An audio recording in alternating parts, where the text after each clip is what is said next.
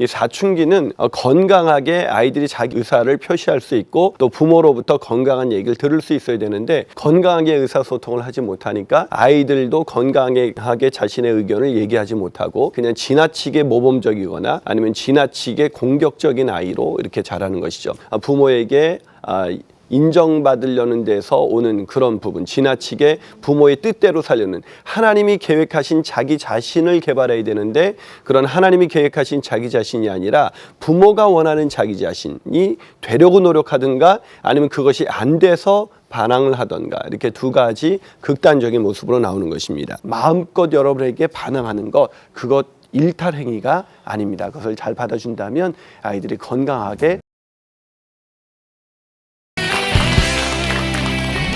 안녕하세요.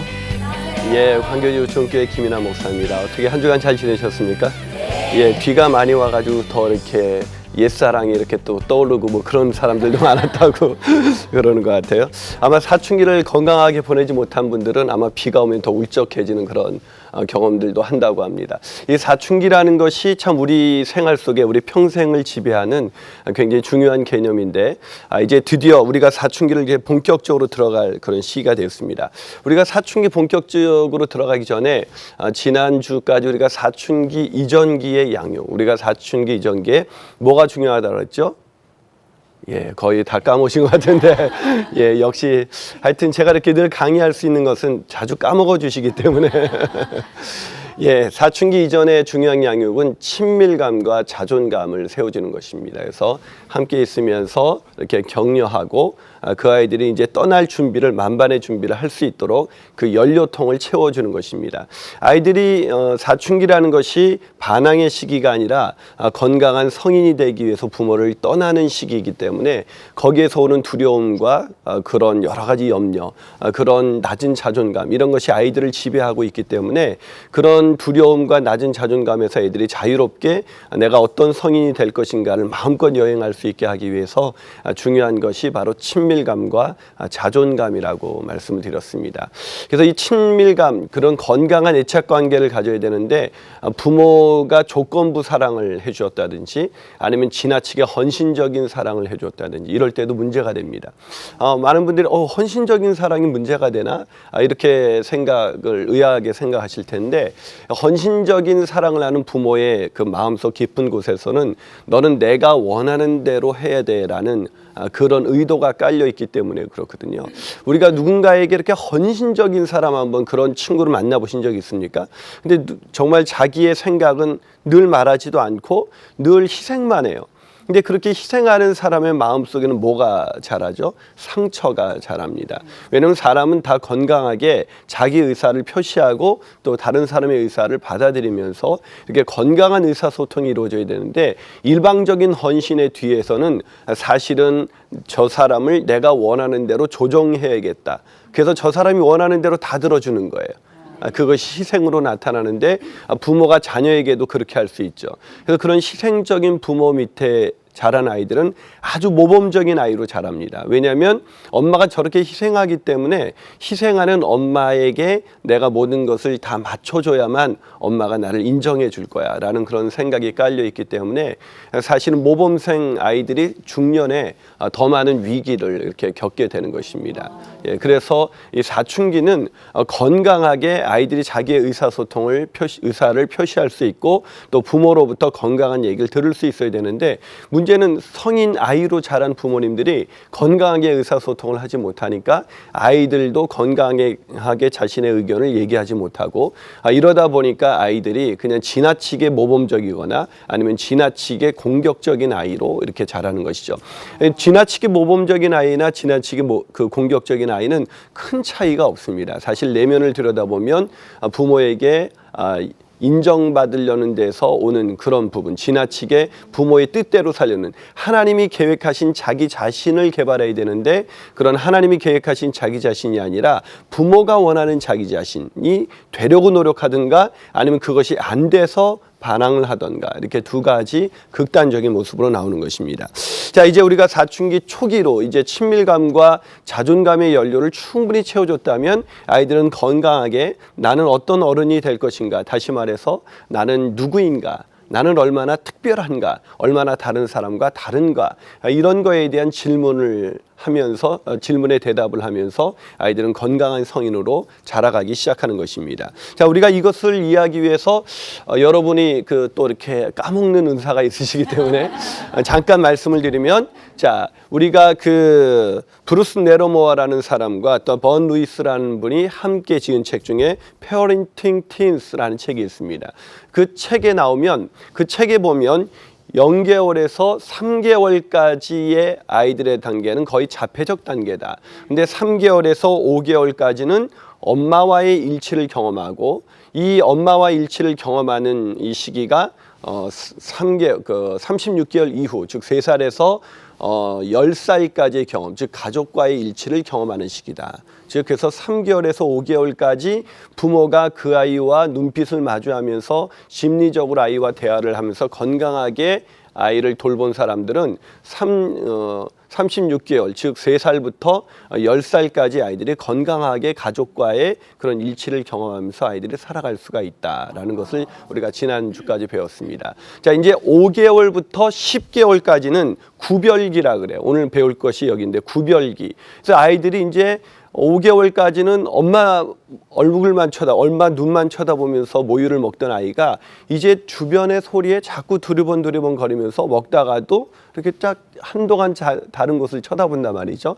그것은 소리가 들렸기 때문이 아니라 이제 엄마와 자신이 완전히 일치되어 있다고 생각했는데, 이제 엄마와 자신이 다르다는 것을 느끼기 시작한 거예요. 엄마와 나는 다르다는 것을 구별하기 시작한 것이죠. 그래서 구별기라고 부르기도 합니다. 근데 이 구별기가 사춘기 초기에 사춘기 직전기에 이렇게 비슷한 양상을 보이는데 10살에서 12살, 그래서 초등학교 고학년 아이들이 이때 구별기를 겪게 되는 것입니다. 그래서 예전과 같이 이제 엄마가 뭐 물어봐도 대답을 잘 안 하고 혼자 생각하는 시간이 많아지고 뾰루퉁하는 시간이 많아지고 얘가 좀 달라졌다라는 그런 기미를 느끼는 것이 10살에서 12살이죠.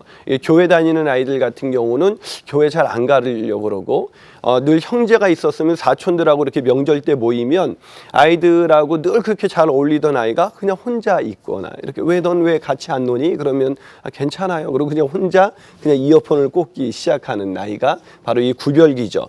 자, 우리가 지난주 이 구별기까지 했는데 오늘 이제 본격적으로 해야 될 것은 10개월에서 16개월까지 이제 연습기에 대해서 함께 배우려고 합니다. 연습기.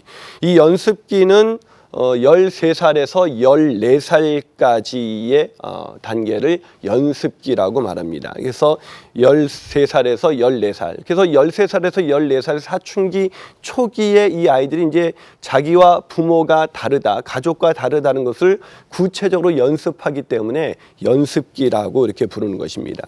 근데 이 연습기에 아이들이 잘 들어가기 위해서 중요한 것은 뭐냐면, 여러분이 다시 한번 애들이 충분한 감정적 연료, 친밀감과 자존감의 연료를 채웠는가를 검증해야 돼요.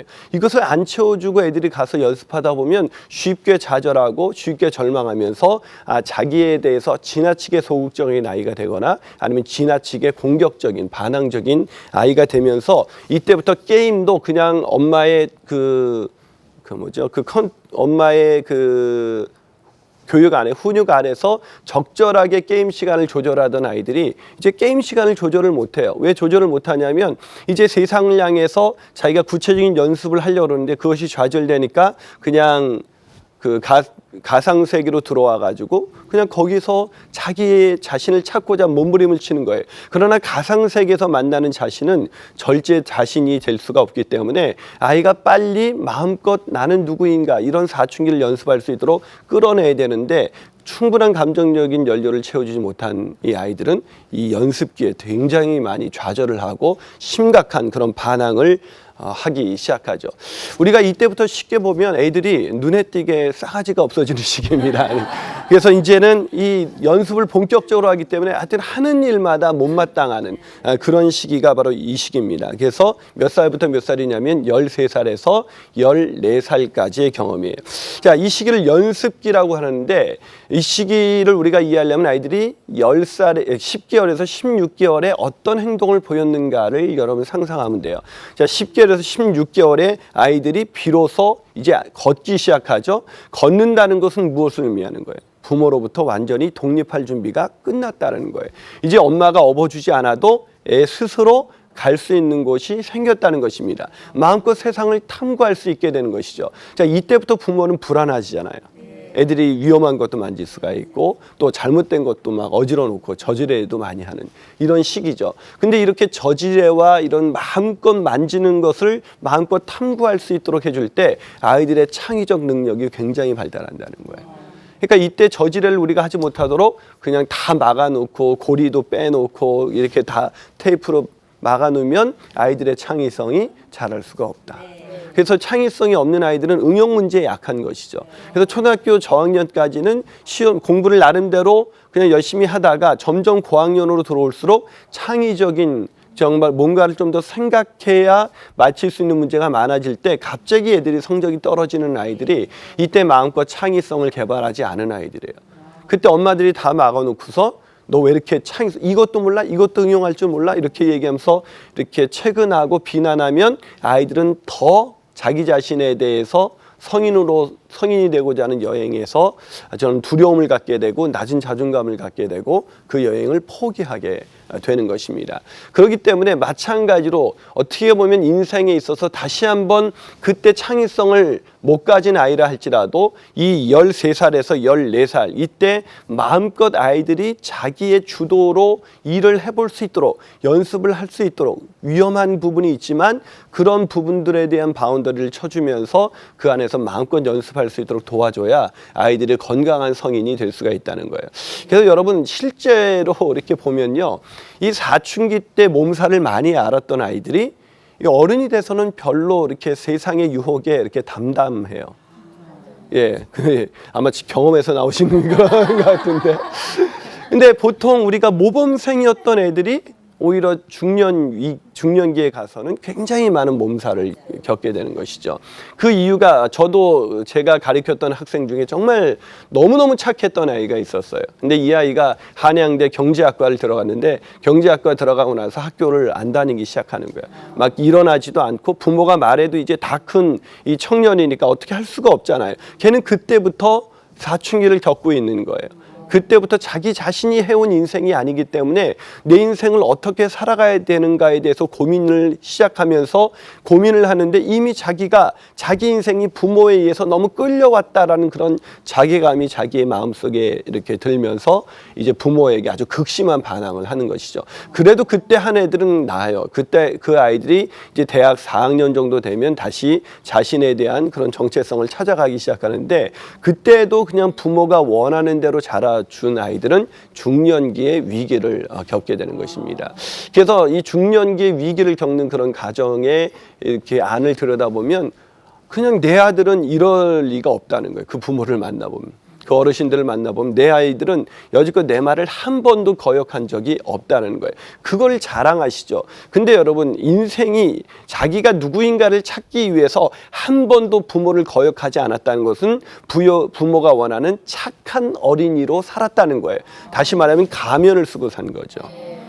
제가 아는 그 한 형제는 부모가 원하는 스타일대로 살기 위해서 자기는 춤을 너무나 좋아하는데 그 춤을 출 수가 없는 거예요. 그래가지고 대학 가가지고는 계속 춤을 추러 다니는 거예요. 근데 부모만 몰랐어요. 그러니까 그런 일들이 계속 일어나는 이유는 뭐냐면 아이들이 마음껏 연습할 수 있는 이 13살에서 14살 때 마음껏 연습할 수 있는 시기에 연습하도록 어느 정도 바운더리를 넓혀줄 필요가 있다는 것이죠. 근데 그때도 부모가 통제를 하죠. 아니 더 많은 통제를 하죠. 왜 더 통제를 할까요? 그때가 대학 가기 위해서 굉장히 중요한 시기잖아요. 그러니까 그때 애가 기초가 잘 잡히지 않으면 애가 나중에 이 서울권 안으로 진입하는 것은 어렵다. 이런 생각 때문에 아이를 더 많이 제한하고 더 많이 그렇게 하는데, 그 아이가 모범생으로 좋은 대학, 좀 더 나은 대학에 들어갈 수 있을지 모르지만 그 아이의 인생 전체를 놓고 보면 굉장히 불행한 인생을 걸어갈 수가 있다는 것입니다. 사실 한국이 더 많은 성인 아이가 자라나는 이유는 뭐냐면, 이 중학교 때 이 기본 실력이 굉장히 중요하다고 생각해서 엄마들이 밖에서 일을 하다가도 일을 중단하고 애에게 집중하는 때가 바로 이 중학교 시기거든요. 왜냐하면 그런 것은 사실은 아이들의 발달 과정에 맞지 않죠.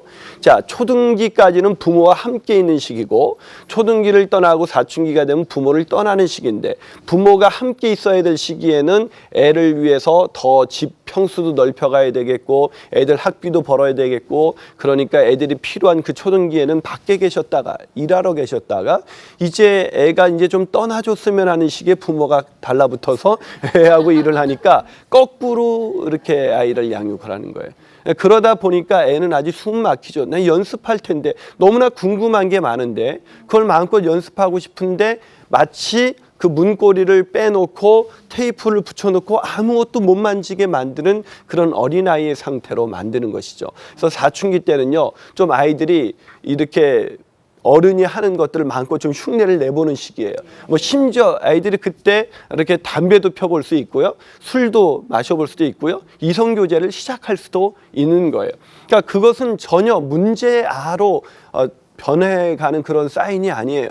그때 초기에 마치 어른이 되려는 초보적이고 아주 미숙한 그런 행동들을 보이는 것이죠. 그러나 그것이 미숙하지만 그 연습을 마음껏 해본 아이들이 나중에 그게 별거 아니라는 걸 알게 돼요. 근데 그걸 안 해본 아이들은 늘 마음속에 로망이 있죠. 나도 그거 한번 해보고 싶은데.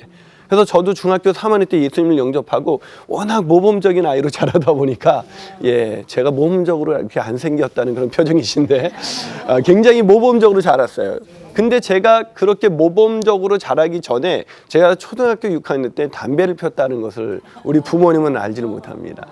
그때 제가 초등학교 6학년 때 담배를 왜 폈냐면, 제가 동네 아이들하고 이렇게 어울려 다니고 있었는데, 그때부터 이제 또래 집단하고 이렇게 어울려 다니잖아요.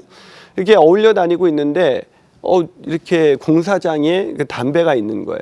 근데 애들이 대장 네가 한번 펴봐 그러는 거예요. 대장이라는 그 말에 괜히 그래 영웅심이 올라와가지고 그래가지고 담배를 폈어요. 얼마나 독했든지 그 당시 담배는 정말 쓴 담배였어요. 이렇게 필터가 없는 담배였기 때문에 굉장히 피면 안 좋은 거죠. 저는 이게 뭔 맛인지도 모르고 폈어요. 그런데 우리 누나가 나중에 우리가 지나가는 형사한테 걸려서, 형사가 워낙 어린애들이 그러니까 니네 집이 어디냐 그래서 저희를 집으로 데려갔는데, 다행히 우리 친구 집으로 데려갔어요, 저희를. 그래서 저는 이제 거기서 훈계를 받고 이제 우리 집으로 오게 됐는데, 그 아주머니께서 저희 누나에게 말을 한 거예요. 이난이도 애가 아주 문제가 심각하다 이렇게 얘기로. 저는 그냥 호기심에 한번 피워본 건데 그분은 아주 굉장히 심각한 것으로 저를 생각하더라고요. 그래서 그러면서 저희 누나가 저하고 6살 차이가 나요. 그래서 저희 누나가 저를 데려다 놓고 막 울면서, 엄마 아빠가 얼마나 고생하면서 너를 키우는데 네가 그렇게 타락할 수가 있냐, 벌써부터 머리에 피도 안 마른 것이, 이러면서 이제 훈계를 하면서 막 우는 거예요. 근데 나는 그 누나의 울음을 이해할 수가 없었어요. 나는 앞으로 계속 필 것도 아니고, 그리고 그냥 호기심에 잠깐 해본 것뿐인데 왜 이렇게까지 반응을 하나, 이렇게 생각을 하면서 의아하다고 그렇게 생각을 한 적이 있어요.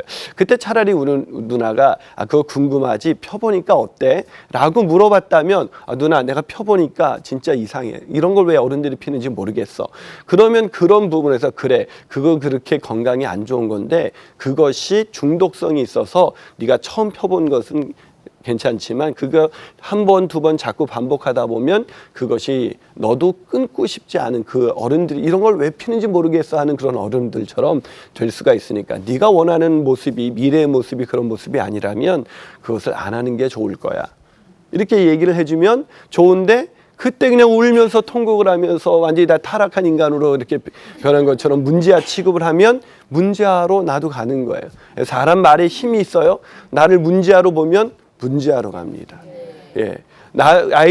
여러분이 아이들을 향해서 꿈을 갖기 시작하면 아이들이 그 꿈대로 이루어지는 것입니다. 믿으십니까? 네. 예, 그 믿음대로 될 줄로 믿습니다. 예. 그렇기 때문에 정말 중요한 것은 우리의 말에 힘이 있기 때문에 우리가 정말 그 아이들을 바라볼 때 그 아이들이 초보적으로 연습하는 그 연습기의 행동을 가지고 아이들을 몰아치거나 아이들의 인생을 그냥 정죄해버리면 안 된다는 것입니다. 자, 이때 연습기는 한마디로 말하면 부모로부터의 의존 단계를 끊어버리는 과정입니다.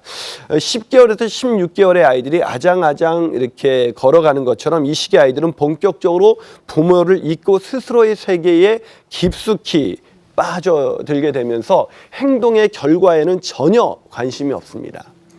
그러니까 무책임해 보이죠. 너 이것이 어떻게 될 줄로 몰라? 그래서 이렇게 했어? 라는 말은 아이들에게 도움이 되지 않아요. 근데 부모들은 자꾸 그걸 가지고 이렇게 막 비난하기 시작하죠. 예를 들면은 우리는 아이들이 방을 어질러 놨다. 그럼 어떻게 말하죠? 어떻게 말합니까? 어우, 얘야, 이렇게 공부하느라고 이렇게 방 치울 시간이 없었나 보네. 방이 어지러져 있네.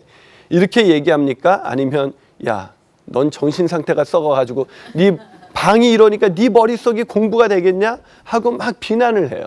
그렇죠? 여러분이 첫 번째인 것 같아요? 두 번째인 것 같아요? 예, 두 번째죠. 예. 다 실토하시는 거 보니까 그래도 건강한 부모님들만 오신 것 같아요. 근데 사실은 아이들한테 필요한 건 뭐냐면 방이 어질러져 있네. 이 정도만 얘기하면 돼요.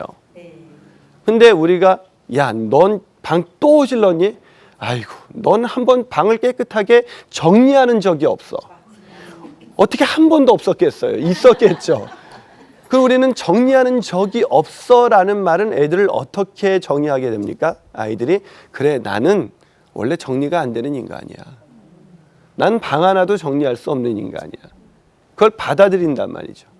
그 때문에 그런 비난은 아이들에게 아무런 유익이 되지 않는다는 것입니다. 그렇기 때문에 우리가 그리스도 안에서 정말 예수님이 내 인생의 구원자의 주님이라면 내 생각대로 아이들을 정죄하지 말고 하나님의 생각대로 그 아이들이 그렇게 마음껏 연습하는 과정을 격려해 줄 수 있어야 한다는 것입니다.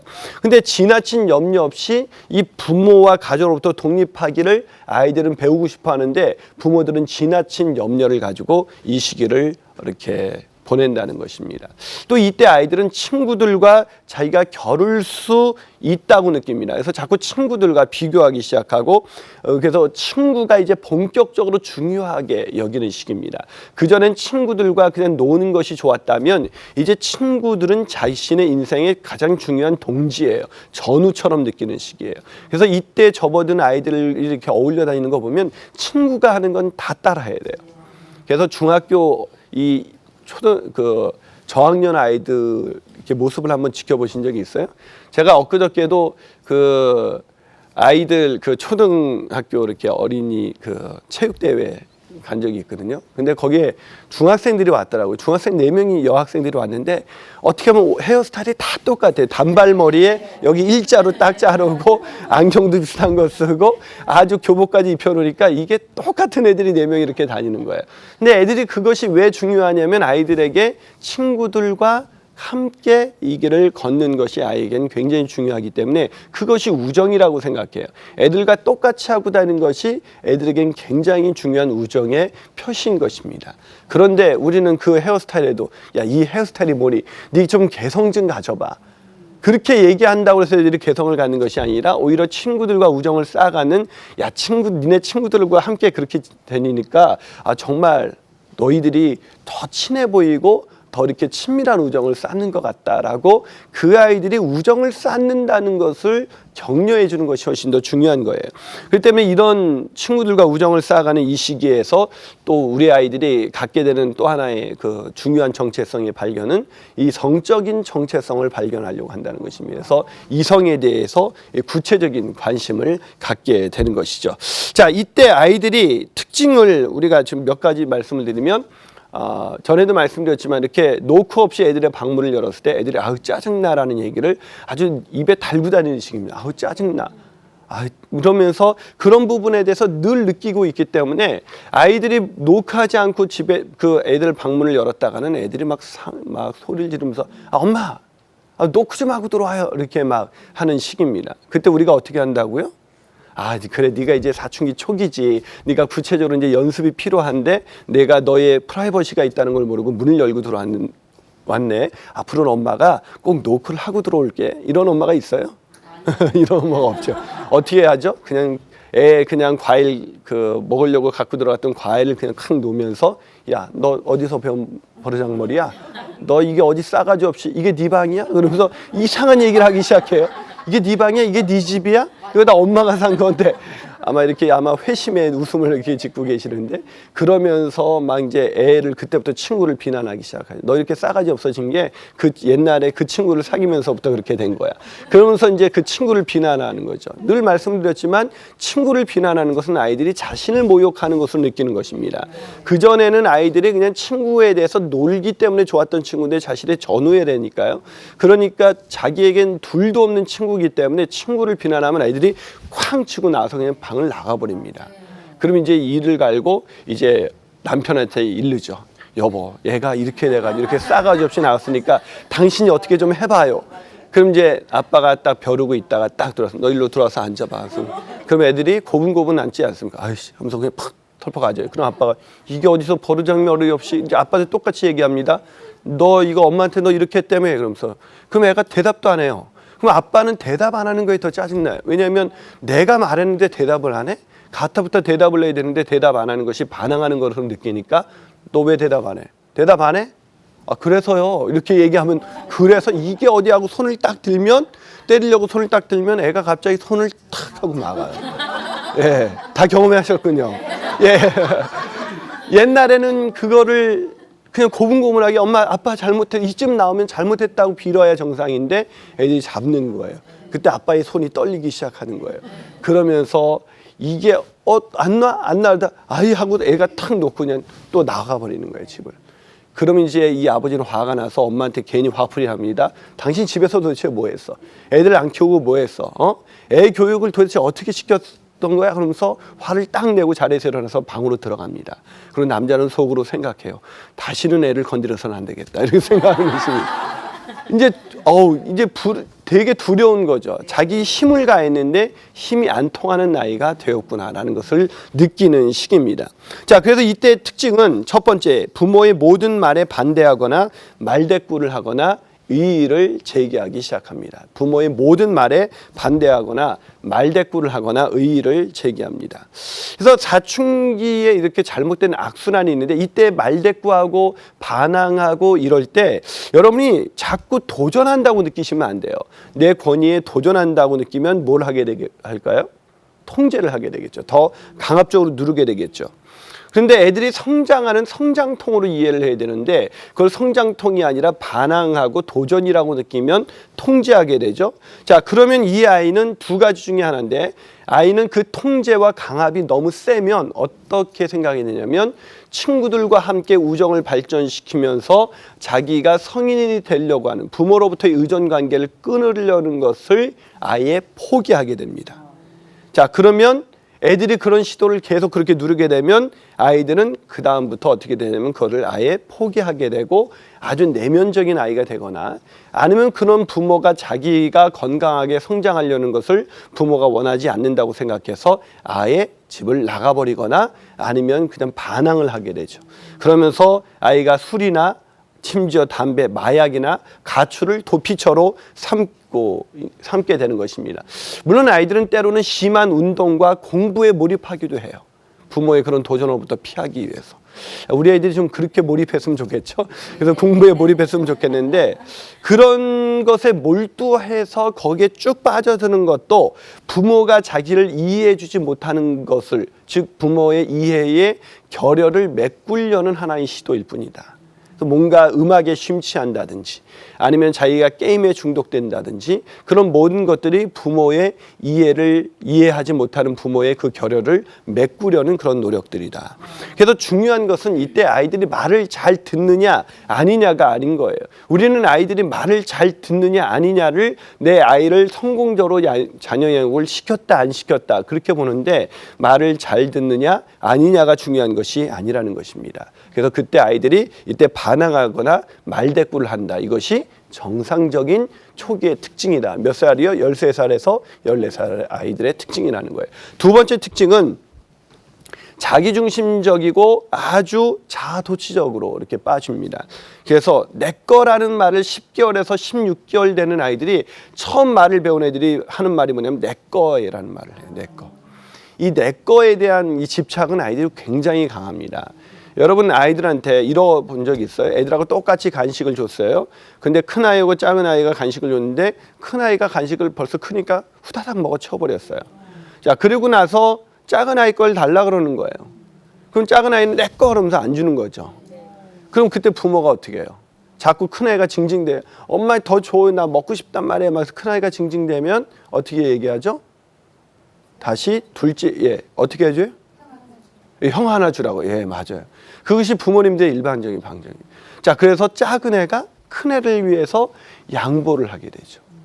그때 아이들은 자신의 바운더리를 일단 쳐가면서 자신의 정체성을 발견하는 것이 중요한데 자기께 뺏겼다라는 박탈감을 느끼면서 아이들은 그 마음속에 상처를 갖게 됩니다. 근데 우리는 양보해줘야지. 그래서 하나를 양보했는데 이 큰애가 2개 달라는 거예요. 2개 더 달라는 거예요. 그러면 이제 하나 양보했으니까 넌 네 거 다 먹었으니까 그만 먹어야지. 왜 더 먹으려고 그래? 왜 네 거 다 먹어놓고 그래? 그러면서 또다시 어쩔 수 없이 하나만 더 형아 주면 안 될까? 이러고 또 얘기한단 말이에요. 그래서 걔가 2개를 양보하려고까지는 안 하죠. 2개 양보했다면 걔는요 앞으로 사춘기가 됐을 때 자기 스스로 나는 누구인가에 대한 여행을 떠나지 않습니다. 자, 여기에서 문제는 뭐예요? 이 아이는 큰 아이는 뗐으면 엄마는 동생 거라도 뺏어서 준다. 이 아이는 나중에 자라면서 어떻게 될까요? 사춘기에 접어들게 되면 떼쓰는 아이로 되는 거예요. 자기 원하는 대로 해야 돼요. 어느 날 오토바이를 사달라 그래요. 애가 사줄 수가 없거든요. 떼씁니다. 난리를 쳐요. 심지어 어떤 애도 봤냐면 막 집안에 있는 자기 기물을 부셔요. 부모가 자기가 원하는 대로 안 해주니까. 어떻게 했는지 모르겠다는 거예요. 애가 왜 이렇게 됐는지 모르겠다는 거예요. 이게 왜 이렇게 됐을까요? 사춘기 이전기 양육이 잘못되어 있기 때문입니다. 그래서 사춘기 교육이 원래 그 사춘기 이전에 부모들이 배워야 더 중요하다고 말씀드리는 게 그래서 그러는 것입니다. 그래서 그때 떼쓰는 아이로 자라게 했죠. 자, 둘째 아이는 또 어떻게 됐어요?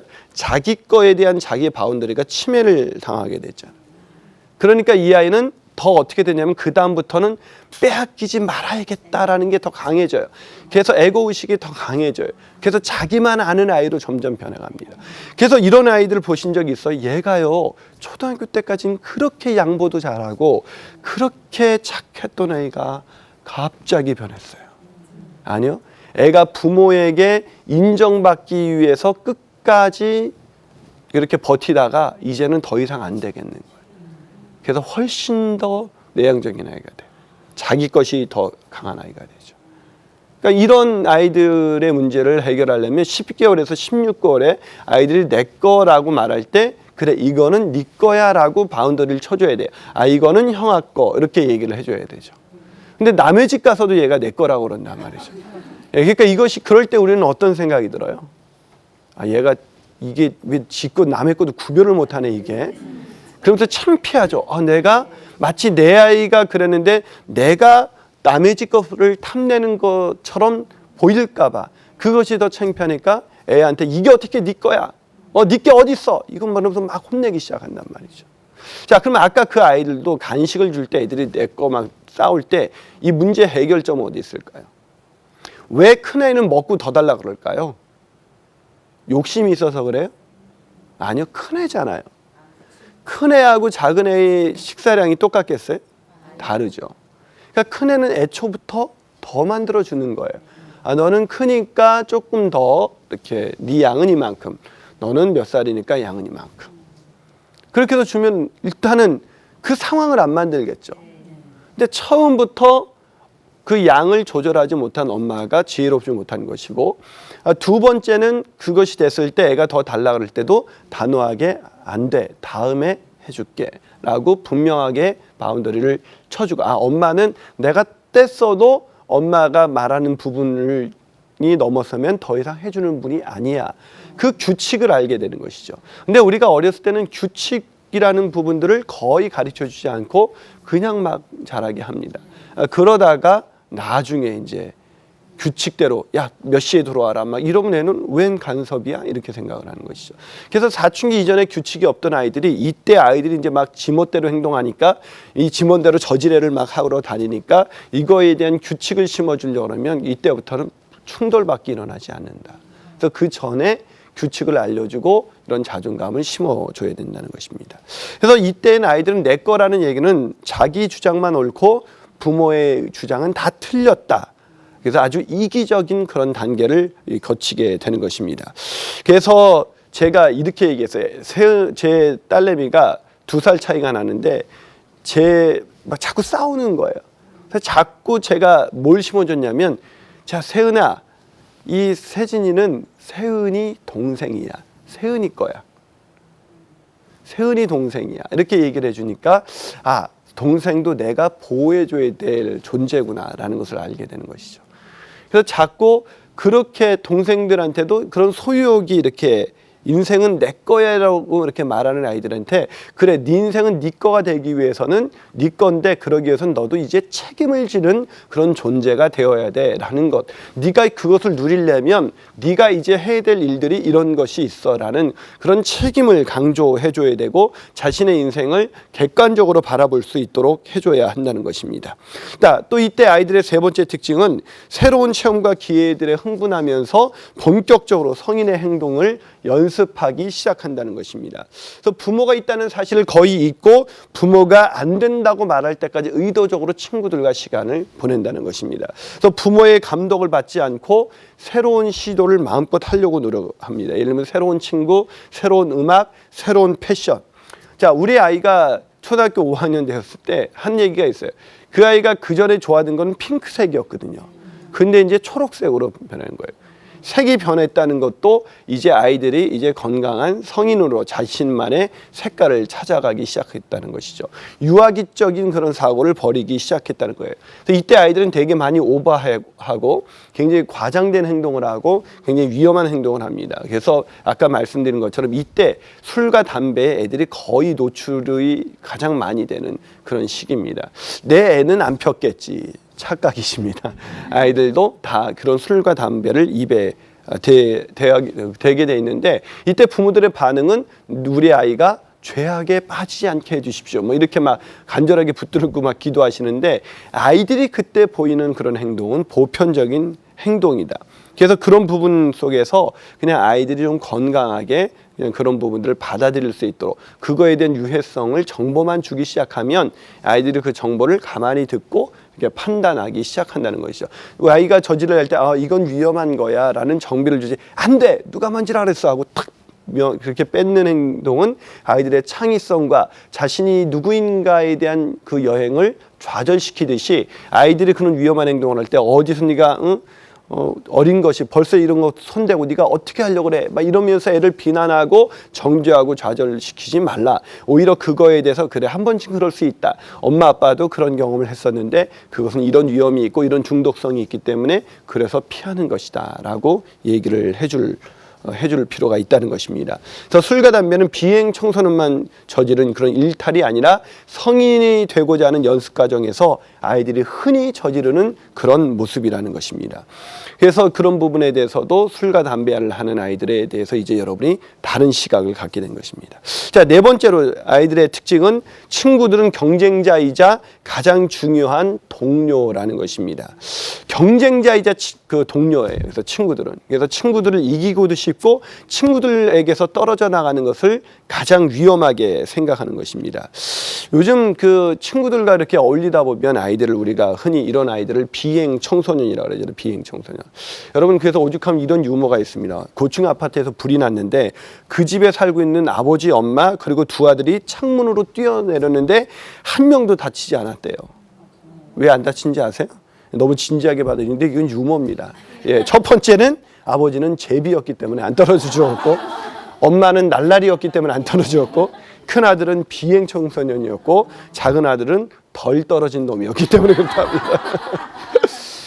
우리는 아이들이 그렇게 행동하는 그런 모습들을 이렇게 덜 떨어진 것으로 비행으로 다 취급한다는 데 문제가 있다는 거예요. 그래서 그 사춘기 초창기에 이때 아이들이 보이고 있는 이런 행동들은 절대 덜 떨어지거나 어떤 비행 청소년의 모습들이 아니다. 그렇기 때문에 이런 모습들을 좀 더 부모가 담담하게 받아들이면서 그 문제를 비난하기보다는 넌 벌써부터 그렇게 됐으니 네가 공부하기는 다 틀렸다. 너 어려서부터 하는 짓이 늘 그랬더니 뭐 이런 식으로 비난하지 말고 정보만 주면 되는 거예요. 애들한테. 어렸을 때 이런 그 가정이 있었습니다. 애가 그 애완견을 너무나 키우고 싶어 했어요. 그래서 그 애완견을 키울 수 있도록 해줬는데 애가 그 애완견이 막 낑낑대고 막 옆에서 막 붙는데도 애가 딴짓하고 있는 거예요. 그러니까 아빠가 뭐라 그랬냐면 아이고 그래 네가 그럼 그렇지 네가 개 사달라 그럴 때 내가 이럴 줄 알았어. 너 개 하나 네가 키울 수 있는 능력이 있어? 이렇게 무책임하게 하면서 네가 개를 뭘 키울 수 있다 그래? 이 개를 팔아버리든지 해야지 당장 잡아먹든지 뭐 이래야지 뭐 이러면서 막 비난하기 시작하는 거예요. 이때 아이를 향해서 해줄 수 있는 말은 무엇일까요? 그런 말이 아니라 뭐라고 말할까요? 야 개가 산책을 하고 싶은가 보다 이러면 되는 거예요. 이 짧은 한마디로 그렇구나. 그럼 데리고 나가거든요. 근데 아이고 네가 하는 일이 그렇지 그로부터 시작해서 개를 잡아 먹어야겠다는까지 이렇게 오게 되면 애들은 아빠하고 나는 건강하게 소통을 할 수 있는 존재가 아니지. 그렇게 소통이 안 되는 사람과 오랜 시간을 보내게 되면 애는 부모에 대해서 이제 아예 담을 쌓고 살기 시작하는 거예요. 그런데 우리는 아이들이 그냥 어느 날 말이 없어졌어요. 나하고는 말도 안 하려고 그래요. 내가 말을 걸려면 피하려고 그래요. 왜 그랬을까요? 그게 그런 식으로 의사소통을 하기 시작했기 때문입니다.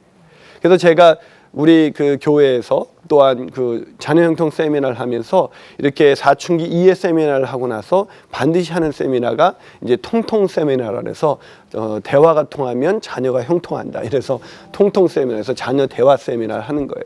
이 대화가 굉장히 중요한 거예요. 그래서 아이들이 이렇게 대화를 잘해주면 친구들과도 그렇게 경쟁자인 친구들, 그 아이들과 우정을 쌓아가는 그런 방식으로 아이들의 인생을 살아가기 시작한다는 것입니다.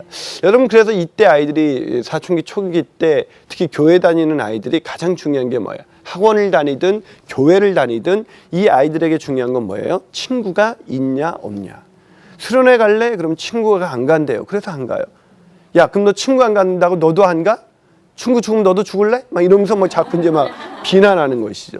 그러니까 그런 말들은 아이들에게 친구가 굉장히 중요한 동료이고 경쟁자인데 그것은 아무런 의미가 없다라고 말함으로 인해서 아이들도 내 인생 가운데 내가 부모의 의존 관계를 끊어버리는 것은 나쁜 거야. 친구들과 어울리기보다는 부모에게 의존된 마마보이로 살거나 아니면 부모의 의존 관계를 단번에 끊어버리고 아예 일탈을 경험하는 그런 애들이 되는 것입니다.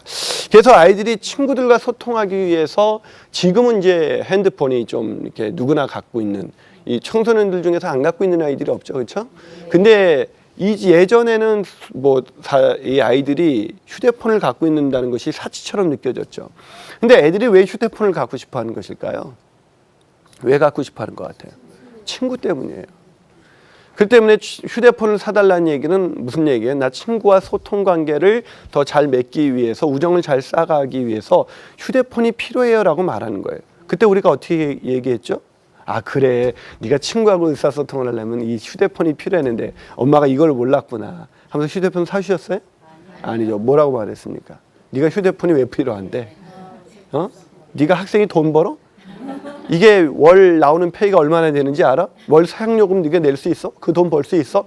그러면서 그 아이에게 나는 친구와 우정관계를 쌓기 위해서 이것이 필요합니다라고 말하는데, 그런 부모님들은 오히려 그런 부분들을 아니 너는 이렇게 어린 것이 이것이 왜 필요하다고 말하느냐, 이렇게 그 아이를 비난하는 것이죠. 그래서 아이들이 친구 관계와 굉장히 단절된 관계를 갖게 되는 것입니다. 자, 다섯 번째로 이성관계에 대한 관심이 폭발됩니다. 이성관계에 관심이 폭발돼요. 그래서 지나치게 아이들이 이제 이성관계에 대해서 관심을 두는 것 중에 하나가 이제 외모에 대해서 자꾸 집중하게 되고 이제 뭐 오직 거울 보는 시간이 아주 늘어나기 시작한단 말이죠. 우리는 이것이 막 속 터지기 시작하죠. 근데 오히려 이렇게 이성에 대한 관심에서 자기 이성에게 관심을 가질 때에 넌 그 이성에게 꽤 괜찮은 이성이다라는 것을 보여주는 것이 필요해요.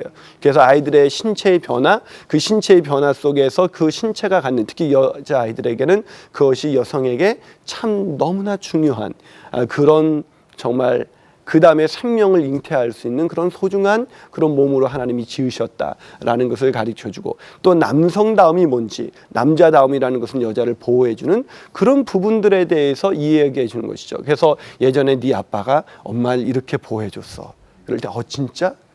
이렇게 얘기할 수 있어야 되는데 보호받지 못했던 엄마는 그때 네 아빠도 그랬다 뭐 이제 이러면서 이제 그렇게 아이고 씨는 어디 가냐 뭐 이제 이러면서 막 그렇게 할 수가 있는데, 그렇게 하시면 안 됩니다. 이때 중요한 것이 뭐냐면 엄마들이 특별히 지나치게 편안한 옷으로 아이를 안으셔서는 안 됩니다. 아이가 엄마를 이성으로 느끼면서 죄책감에 빠질 수가 있습니다. 자, 그러면서 아이들은 이 분리불안으로 해서 지나치게 감정이 폭발되는 시기, 그 시기가 바로 사춘기 초기인 것입니다. 자, 이 사춘기 초기 좀 이해가 되십니까? 네. 자, 이때 아이들 마음껏 여러분에게 반항하는 것, 그것 일탈 행위가 아닙니다. 그것을 잘 받아준다면 아이들이 건강하게 자라나갈 수가 있을 것입니다. 자, 우리 다음 주에 또 뵙도록 하겠습니다. 수고하셨습니다.